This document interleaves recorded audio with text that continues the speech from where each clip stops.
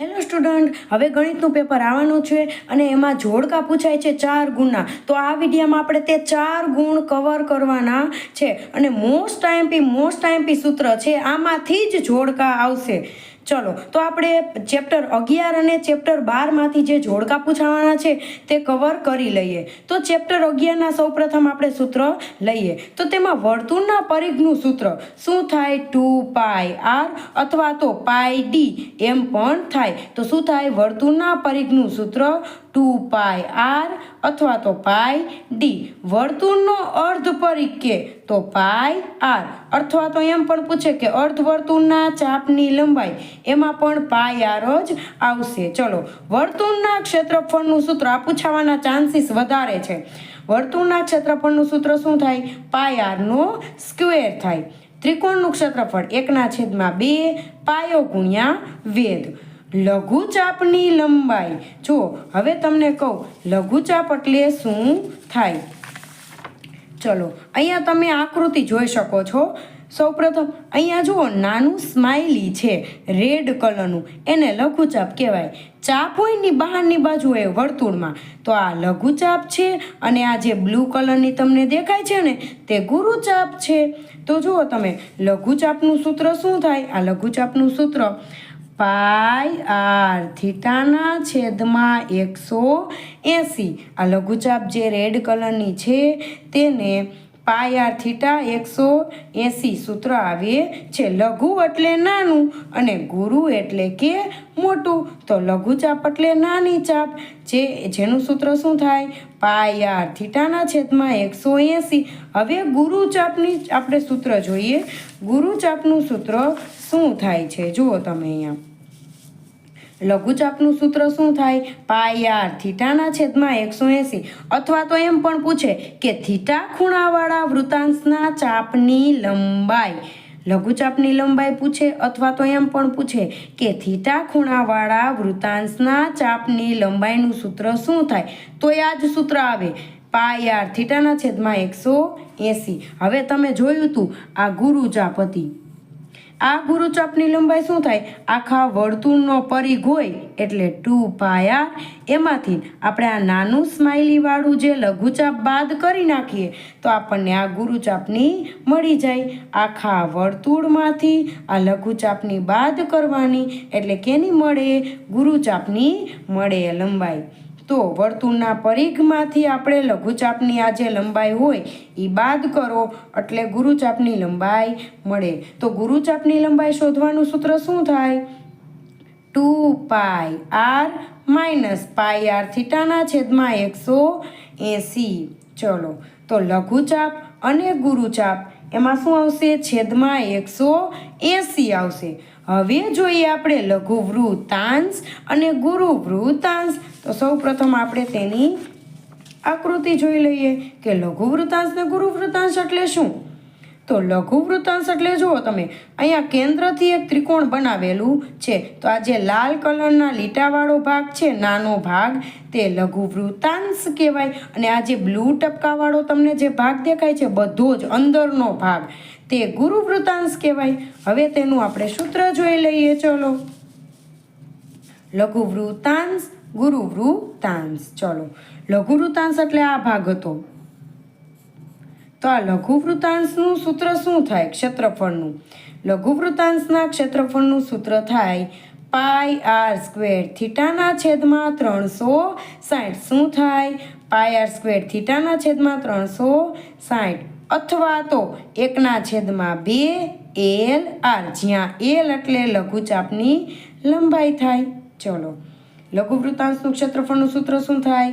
πr square થીટાના છેદમાં 360 અથવા તો 1/2 Lr. હવે જોઈએ ગુરુ વૃત્તાંશ. જે આ ભાગ હતો તે આ ટપકા વાળો આપણે કરેલો હતો તે ગુરુ વૃત્તાંશના ક્ષેત્રફળનું સૂત્ર શું થાય? તો આખા વર્તુળમાંથી આપણે આ ત્રિકોણનું બાદ કરી નાખીએ એટલે કે લઘુ વૃત્તાંશનું બાદ કરી નાખીએ તો આપણને ગુરુ વૃત્તાંશનું મળે.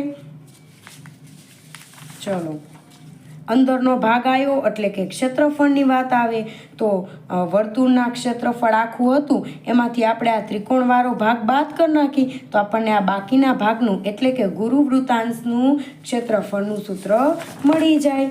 તો એમાં એ જ છે કે ગુરુ વૃત્તાંશનું ક્ષેત્રફળ શોધવું હોય તો વર્તુળનું ક્ષેત્રફળ લેવું પડે, એના માઇનસ આ લઘુ વૃત્તાંશનું ક્ષેત્રફળ કરીએ એટલે આપણને ગુરુ વૃત્તાંશનું ક્ષેત્રફળ મળી જાય.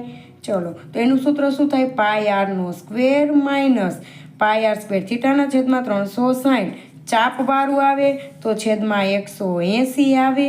અને જો લઘુ વૃત્તાંશને ગુરુ વૃત્તાંશની વાત કરે ત્યારે શું આવે? છેદમાં 360 આવે. હવે જોઈએ લઘુ વૃત્તખંડનું ક્ષેત્રફળ, ગુરુ વૃત્તખંડનું ક્ષેત્રફળ. તો લઘુ વૃત્તખંડ એટલે જુઓ તમે અહીંયા લઘુ વૃત્તખંડ એટલે કે અહીંયા જો આ જે રેડ કલરનો ભાગ દર્શાવેલો છે તે લઘુ વૃત્તખંડ કહેવાય. તો લઘુ વૃત્તખંડ કેવી રીતે મળે આપણને એનું સૂત્ર? તો લઘુ વૃત્તાંશ છે આ ત્રિકોણ, આ આખો ત્રિકોણ, એ લઘુ વૃત્તાંશમાંથી આપણે ત્રિકોણનું ક્ષેત્રફળ બાદ કરી નાખીએ એટલે આપણને લઘુ વૃત્તખંડનું ક્ષેત્રફળનું સૂત્ર મળે. લઘુ વૃત્તાંશનું ક્ષેત્રફળ એના માઇનસ આ ત્રિકોણનું કરવાનું એટલે આપણને શું મળે? લઘુ વૃત્તખંડનું મળે સૂત્ર. ચલો ગુરુ વૃત્તખંડ એટલે આ લીલા ટપકાવાળો જે પણ ભાગ છે એ કહેવાય ગુરુ વૃત્તખંડ જાય.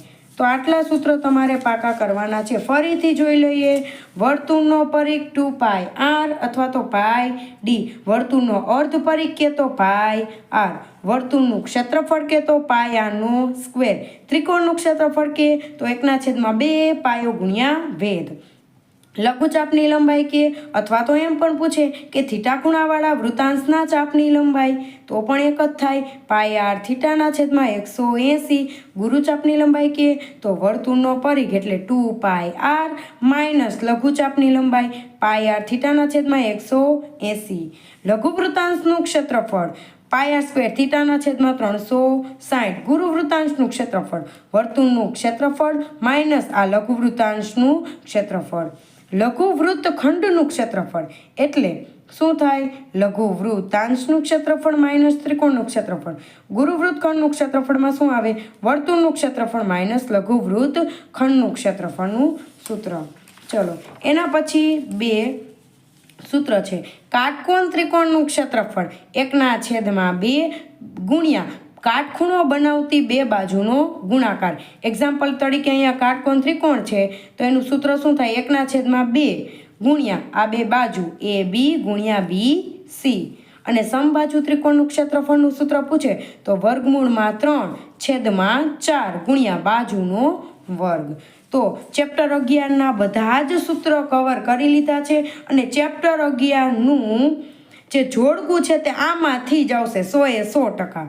ચલો હવે આપણે જોઈએ ચેપ્ટર 12 પૃષ્ઠફળ ને ઘનફળમાંથી 16 સૂત્ર છે એમાંથી હશે ને હશે જ જોડકું. ચલો હવે જોઈએ નળાકારની વક્ર સપાટીનું ક્ષેત્રફળ 2πr/h. હવે નળાકારની કુલ સપાટીનું ક્ષેત્રફળ શું થાય? 2πr કૌંસમાં r પ્લસ h. જુઓ તમે યાદ રાખવાનું, કુલ પૂછે ને કુલ ત્યારે કૌંસવાળું આવે મોટું સૂત્ર, યાદ રાખવાનું. ચલો શોર્ટમાં નળાકારની વક્ર સપાટીનું ક્ષેત્રફળનું સૂત્ર કે તો 2πr/h, નળાકારનું કુલ સપાટીનું ક્ષેત્રફળ પૂછે તો 2πr કૌંસમાં r પ્લસ h થશે. હવે તમને એમ થાય કે વક્ર સપાટી એટલે શું? તો વક્ર સપાટી એટલે કે આવી રીતે કોઈ પણ નળાકાર હોય, આ આપણો નળાકાર બન્યો બરોબર. તો નળાકારમાં ઉપરનો ભાગ એટલે કે ઉપરનું જે ઢાંકણું હોય તે અને આ તળિયાનો ભાગ એ ગણવામાં આવતો નથી વક્ર સપાટીમાં. કુલ પૂછે તો આ ફરતી બાજુ અને આ બાજુનો ભાગ અને આ બાજુનો ભાગ બધું ગણવામાં આવે છે. તો તે કુલ સપાટી થઈ ગઈ. ચલો વક્ર એટલે કે ખાલી આજુબાજુનું જ આવશે ગોળમાં માપ. તો નળાકારની વક્ર સપાટીનું ક્ષેત્રફળ 2πr/h થાય, નળાકારનું કુલ સપાટીનું ક્ષેત્રફળ 2πr કૌંસમાં r પ્લસ h થાય. શંકુની વક્ર સપાટીનું ક્ષેત્રફળ πr/l, શંકુની કુલ સપાટીનું ક્ષેત્રફળ કૌંસવાળું સૂત્ર πr કૌંસમાં r પ્લસ l. હવે ત્રાસી ઊંચાઈ શોધવા માટેનું, હવે શંકુ હોય ને શંકુ, એમાં આને ત્રાસી ઊંચાઈ કહેવાય એલ. તો એનું સૂત્ર એલનો સ્ક્વેર બરાબર એચનો સ્ક્વેર પ્લસ આરનો સ્ક્વેર. ગોળાની વક્ર સપાટીનું ક્ષેત્રફળ 4 પાઈ આરનો સ્ક્વેર. અર્ધગોળાની વક્ર સપાટીનું ક્ષેત્રફળ 2 પાઈ આરનો સ્ક્વેર. અર્ધગોળાનું કુલ સપાટીનું ક્ષેત્રફળનું કહેતો 3 પાઈ આરનો સ્ક્વેર. યાદ રહ્યા તમને સૂત્ર? ચલો હવે આગળ જોઈએ. નળાકારનું ઘનફળ પાય આર સ્ક્વેર એચ. શંકુનું કેમ તો આગળ 1/3 લગાવી દેવાના, પાય આર સ્ક્વેર એચ. નળાકારનું કહેતો ઘનફળ પાય આર સ્ક્વેર એચ. શંકુનું કહેતો ઘનફળ 1/3 પાય આર સ્ક્વેર એચ. ગોળાનું ઘનફળ 4/3 પાય આરનો ઘન. અર્ધગોળાનું કહેતો 2/3 પાય આરનો ઘન. સમઘનનું પૃષ્ઠફળ 6 કૌંસમાં બાજુનો વર્ગ, એટલે બધી બાજુ આવી ગઈ, 6 એ 6 બાજુ આવી ગઈ. સમઘનનું ઘનફળ અને અંદર કેટલું પાણી સમાય, કેટલું દૂધ સમાય, એમાં ઘનફળ આવે. સમઘનનું ઘનફળ એલનો ઘન એટલે લંબાઈ ગુણ્યા લંબાઈ ગુણ્યા લંબાઈ, કારણ કે સમઘનની બધી બાજુની લંબાઈ સરખી હોય. લંબઘનનું પૃષ્ઠફળ, લંબઘન એટલે લંબચોરસ એક પ્રકારનું, લંબઘનનું પૃષ્ઠફળ એટલે બધી જ બાજુ 2 કૌંસમાં L B B H H L. L એટલે લંબાઈ, બી એટલે પહોળાઈ, એચ એટલે ઊંચાઈ.